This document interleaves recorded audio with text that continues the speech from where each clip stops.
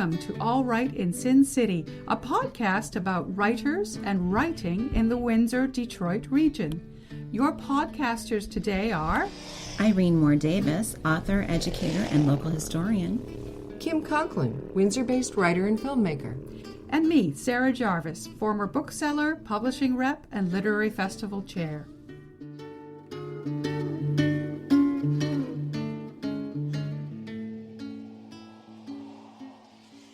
This recording takes place in the era of safe physical distancing. Our special guest today is Carlinda D'Alimonte. Carlinda D'Alimonte grew up in Amherstburg and has lived in the Windsor area most of her life. She now lives in Tecumseh, Ontario with her husband and one of her two daughters. She was head of English at Walkerville Collegiate Institute, where she taught English and creative writing. Prior to her teaching career, she worked for CBC Television in Windsor, researching and writing for a current affairs program, and for the University of Windsor, where she wrote and produced instructional and promotional works in a variety of media. D'Alimonte has been writing poetry since she was 13. Her poetry has appeared in several anthologies and in Contemporary Verse 2 and the Windsor Review. She is the author of 3 collections of poetry, Now That We Know Who We Are, Other Living Things, and Morning Song, and she contributed several poems to the anthology Because We Have All Lived Here, Poems Along the South Shore. Welcome, Carlinda. Oh, it's a pleasure to be here. Thank you for having me. You've been writing poetry since you were 13. What got you interested in writing poetry? Well, it's sort of a dramatic event in my life. I had a health issue, and I was rushed to the hospital for some emergency surgery. And when I came out of it, there was this sudden new awareness of how beautiful life was. And I needed to express that somehow. And I was looking for my art form. I'd always been drawn to arts, and so I picked up a pen and I drafted my first poem. So, you know, it's again, from my life experiences, I seem to be deeply affected and need to do something with them. And so writing and poetry is what I do with those experiences. So what was your first poem about? I was so bad. It was a little rhyming thing, but it was about life. It was about life and all the beauty in life and all the joys that one can encounter, which I was always a rather serious, very somber kid. And so this was a whole different side of me that just surfaced. It was good. It was good for me, actually. So how do you typically carve out time for your writing? Do you have a particular routine or a time of day that works best for you when you're not in COVID head brain like the rest of us? Yeah, right. Usually mornings, but I go in phases. I'll go sometimes months at a time where I'm just not writing much. But when I'm writing, it's early morning. That's my time. I need quiet. I need to just think. Editing, I can do that at any time of the day. Well, not so late at night, but I can do that. But the initial drafting has to be done early in the morning. So that's when I'm most effective. And I you know, I'm like probably most writers. I'd like to do it every morning, but I just don't have that much discipline, I guess. But I have gone periods of, say, 8 months, a year, where I have gotten up at 4 o'clock in the morning, even while I was teaching, and done a couple of hours of writing before I went into work. And so I look back at that, and I'm pleased that I was able to discipline myself to that extent. That's really impressive. Wow. I don't do it now. Well, no, I don't have to now. I mean, now I can get up at 6 and do the same thing, 6 or 7. But at that time, that was it, with 2 girls and, you know, a home and a full-time job, and 4 o'clock in the morning was the time. Yeah, to carve out time for writing. Unfortunately, that's what writers often have to do because we need our day jobs to pay the bills, right? So we very often have to carve out those times before and after wherever we can. And that's what I was doing. So your work has appeared in many anthologies and journals, but all of your poetry collections have been published by Black Moss Press. What is it about Black Moss Press that's made you want to continue that relationship for years?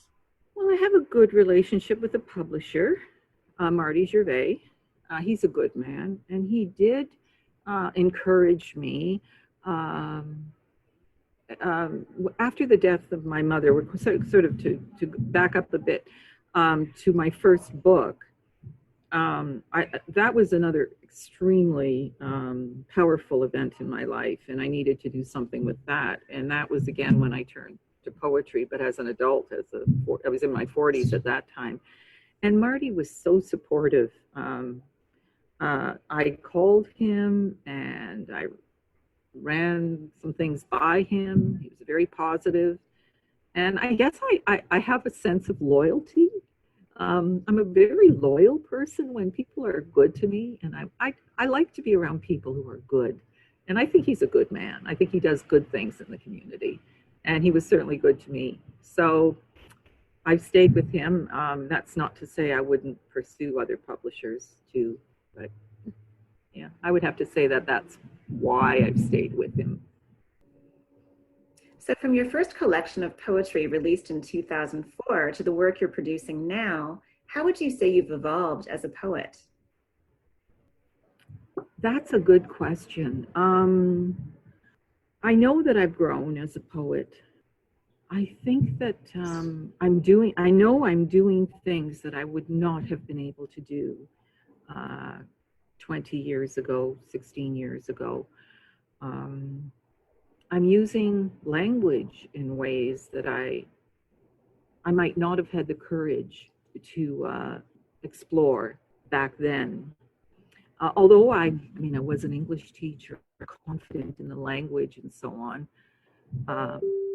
However, as in terms of expressing myself and writing poetry and creating the art form, it has been an evolution. And I think my third book, I think comparing my first and my third book, I can see some distinct differences, particularly in terms of language, in terms of the way I'm using line lengths, the imagery. Although I think one or two of my best poems are in that first collection, I think, but at the same time, I think I found ways to express more complex ideas with language as I evolved as a writer. And I do like to explore complex ideas, but they can be difficult in poetry because you don't want to get too, you need to just stay focused. You need to keep it clean and direct. So going into your debut poetry collection, now that we know who we are, it was a beautiful exploration of your process of growing up and becoming a writer as a child of Italian immigrants. How was it for you to decide which memories and experiences to include or not to include? Was it hard, or did it evolve quite easily? The main thing is that certain memories are very dominant. And I think that's probably true of most of us, that when we look back, certain things just really stand out in our childhood. And those are, of course, the things that I focused on, the things that I guess elicited great joy and great pain in my life. And it wasn't really difficult. I mean, I had thought about things a lot. I had talked about my life. I had talked about these events, sorted through a lot of the disappointments. However, it was a whole different thing approaching them as poetry. But still, they were events that I had already explored in a number of ways. And so, no, it wasn't really difficult to come up with the subject matter. I think that it came naturally. That came very naturally to me.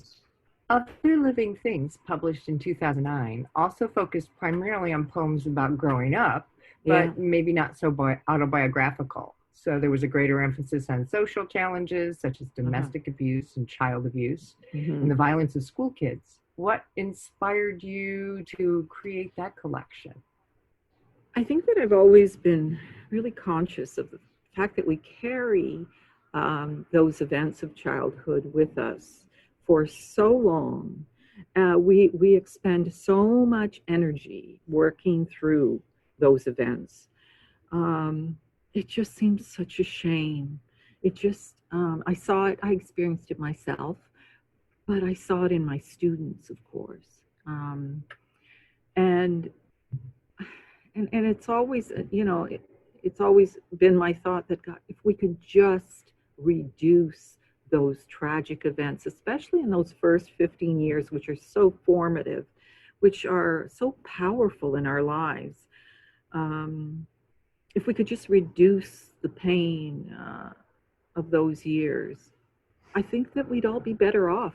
I think we'd have other things to expend our energy on. And it seems like a really important thing, probably the most important thing for me, especially in dealing with kids, because in English, yes, we're teaching language, we're teaching literature. However, you're really getting to know kids inside and out, and it's amazing the things they reveal in their writing. And so, and I'm a very empathetic person, I think. So I think I took these things to heart. I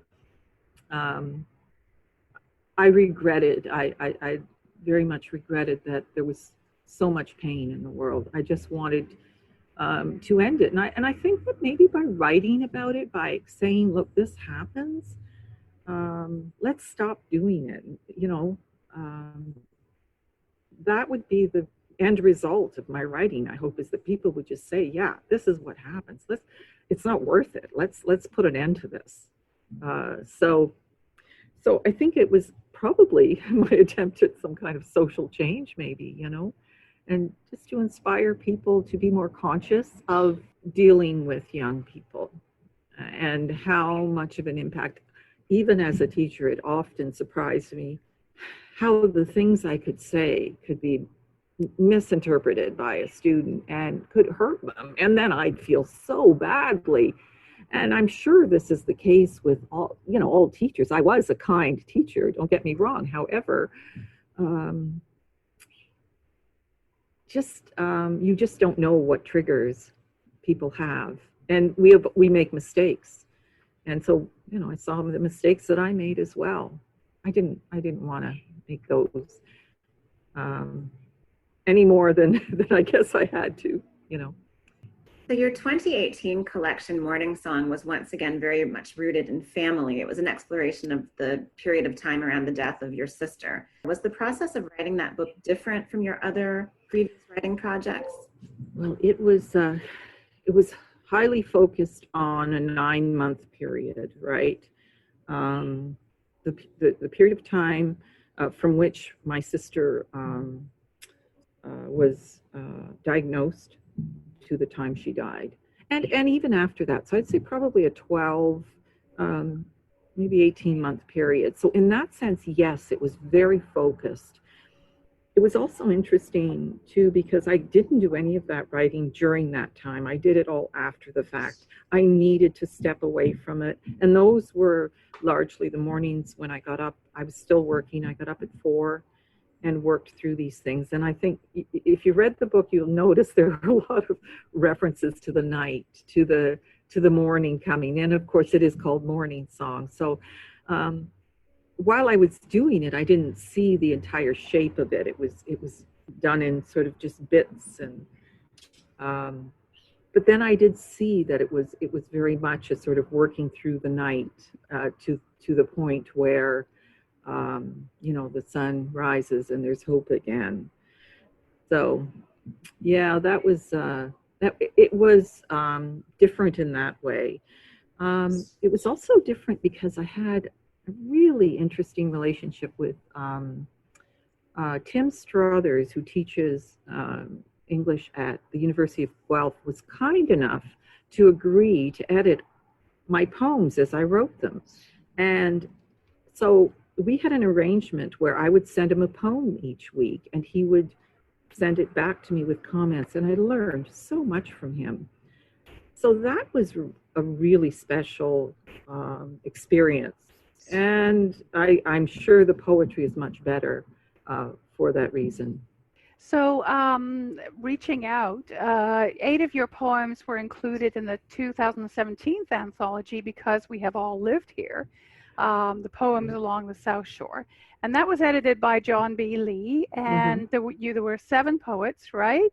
All writing about Windsor. So how did you go about selecting the people and places you would address? Was that your decision or something that the editor came up with or the publisher?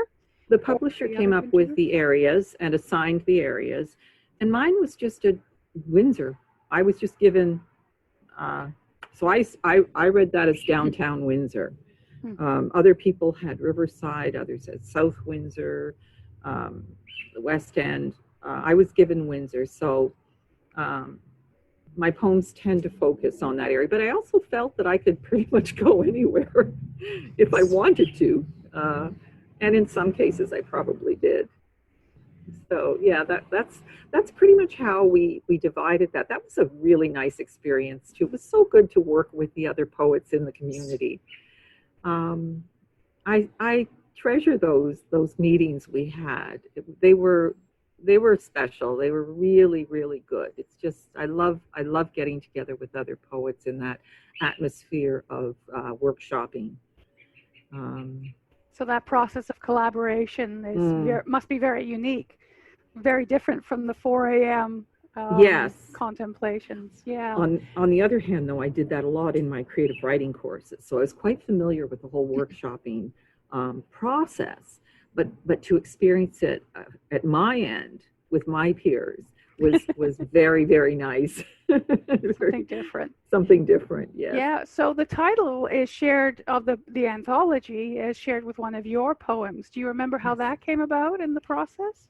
Who suggested it? I think it was John B. Lee who suggested the title be the title of the poem. And there was a bit of back and forth on that, and there was some thought that perhaps I should then change the title of my poem. Yeah, well, I didn't want to. I'm not sure he was the one to suggest that. I'm not saying that, but it did come up that perhaps I could change the title of my poem, and I didn't really want to. And I did express my concerns about that, and they came around. So there was a slight change made to it. Because the title of my poem is Because We Have Lived Here, and they changed it to Because We Have All Lived Here. I don't know what the thinking was.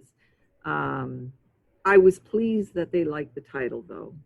I was very pleased they liked the title, and I'm sure that in the end all was well, and everyone was very happy. So it was just a little glitch at the beginning, but these things happen, and you work them out. It's a good title. Yeah, and I like that poem too. That particular poem is it's one that a lot of people can relate to, I think, in the city. It's a favorite of mine too. So, Carlinda, you've read at literary festivals and events all over Ontario, Toronto, Hamilton, London. I even went up to Ottawa. But you've also read your poetry at Shakespeare and Company in Paris. Yes, I have. Tell us about that, please. Yeah. Gosh, that was a special thing. I didn't think you'd ask about that. Yeah, well, see, that summer, I went to France with a group of writers. We did a sort of retreat, and one of the events that was organized for us, again by my publisher, was this reading at Shakespeare and Company, and it was just fantastic. It was such a good audience. It was a small store, so many books, but there were people on the floor, there were people standing along the walls, and you like that for A reading, that's what you want. You don't want a large space with 20 people sparsely seated in the audience. You want a cozy environment. You want lots of books there, and you want that feeling that you're really connecting with people. And I really had that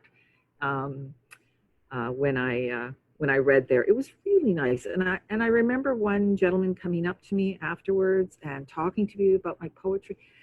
I felt like a poet, I felt like the real thing, because so often I feel like an imposter, let's face it. I think, come on, are you really a poet? I don't know. But in that moment, I felt like a poet, and it felt so good, and it felt good to have reached someone in that way. That's amazing. Yeah, it was a lot of fun. So Carlinda, what's your next project? Well, my next project is a series of poems directed to Shakespearean characters. I think Shakespeare has always been one of the largest influences in my life. I don't know. I can't explain, because I didn't, growing up, I didn't have, in an immigrant family, we didn't read Shakespeare. We didn't go to plays. It was you can imagine, there wasn't a lot of that going on. However, when I went to high school and we first studied Romeo and Juliet, something just, boom, exploded in me. And I just loved it. I loved the language, and and from that moment on, I just wanted more and more of Shakespeare. And so I enjoyed teaching English. I enjoyed, of course, teaching Shakespeare. And so I think what I've always wanted to do, and this is something I've been thinking about for a long time, is address some of these characters that I've felt very, very close to over the years. And I felt I wanted to say things to them. Now, sometimes I feel I'm being a little too preachy in the poems. Maybe I am. But I need to scale that back. The work isn't published yet, so there's still hope for repairing that part of it.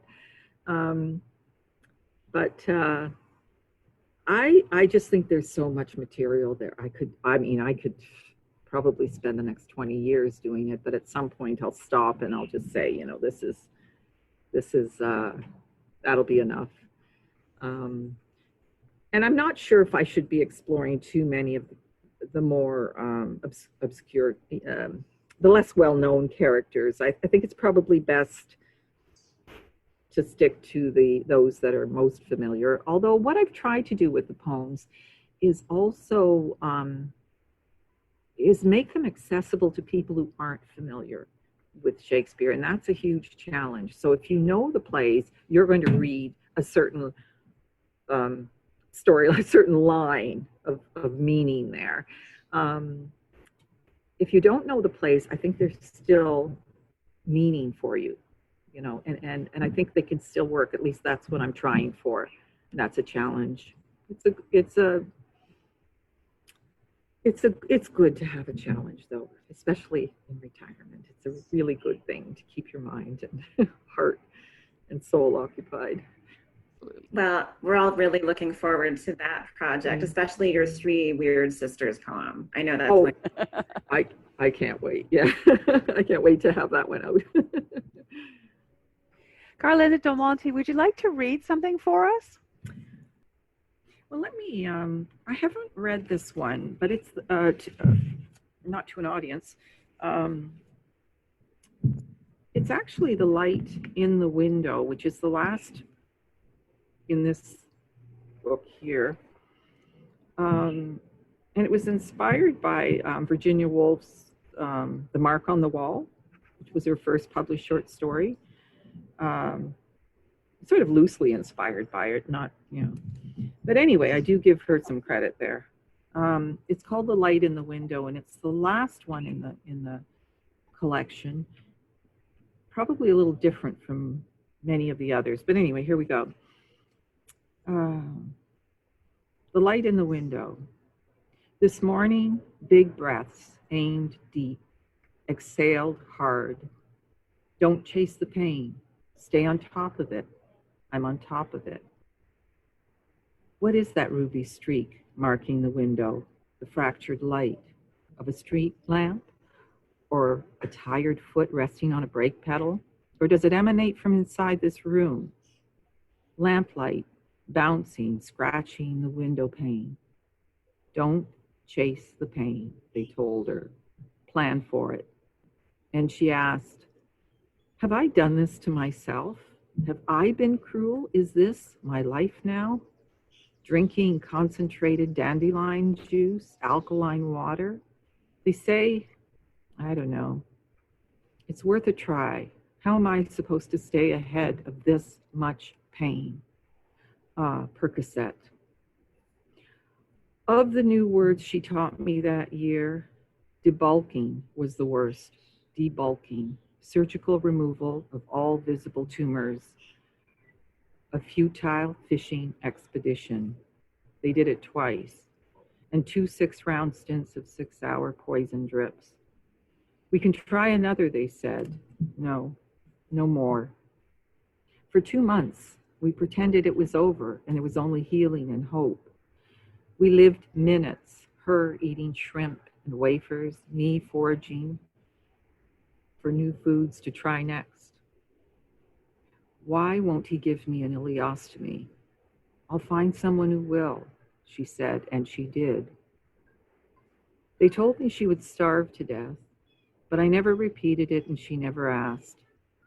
She called herself an avatar, laughed, chased more pain. What is that light that marks the window pane like an open wound? Do you believe in reincarnation? She asked. I don't know. When she quit chasing the pain and said no more to the draining of fluids, no more blades, no more water, she wanted to be alone. Why compound the shame? Why have others watch? But we all do this, I said. There's no shame in it. No answer. She had stopped listening too. A last breath and death, her skin melting from bones. When I asked her son, he said, I'll be okay, I can do this. And we fell into our own private aching. And for a long time, bled darkness. The sun's first rays have met the window, unobscuring shapes and colors on the other side, defining edges, adding depth, waking the sky, unmasking the earth, staging a background for blades of grass rippling, and fading the red fragment of light that marked its pain. So that's, I don't know, kind of sad, I guess. I'll read one from my first book, which growing up in an immigrant family and my parents not speaking English, we found ourselves often being those who were playing the interpreter in sometimes very serious situations. And this poem was about a situation in which I was the vulnerable one. We returned to Italy in 1979. My mother had not been back. She came in 55. And as soon as I could, I said, Mom, let's go. And we did. But wow, the roles were reversed. So anyway, this is Trading Places with Mama, Italy, 1979. As we descended, your face became confident, determined, proud as I had never seen it. And on the ground, you held the reins aptly as I fumbled with words and luggage. After 25 years and weeks of rehearsing this reunion, we waited as crowds thinned, and no one came. Deflated, I wanted a hotel in Rome. You ordered a cab to track down your family. Neighbors said, yes, we were expected. Wrong airport, perhaps. They must be waiting in Penna Piedimonte, the tiny mountain village where you were born. While I wanted to surrender myself to a night at the Holiday Inn, you ordered the driver to take us across the country. Pay him and let's go, you commanded. And for me, this really was a foreign country. Our driver's unannounced stop at a phone booth, running red lights, rattling lane changes, and U-turn on a 6-lane road, then swapping cars on the shoulder, and we were headed for the mountains in a Mercedes-Benz. All the way you sat up front, directing the passage through peaks, around crests and banks, and thinning air, with a young girl's memory and 25 years of changes. 7 hours later, the right piazza, the whole town waiting, crowds and cries of Zia Elda, Zia Elda. We were taken by hands I'd never known. For the first time, I really was your daughter. And that was a very powerful experience for me. I can imagine. Yeah, it was really cool. Here's, I was thinking I'd like to do one for my daughter. This is one I wrote for my daughter, and it appeared in The Bannister last year. And it is actually called Lines for My Daughter.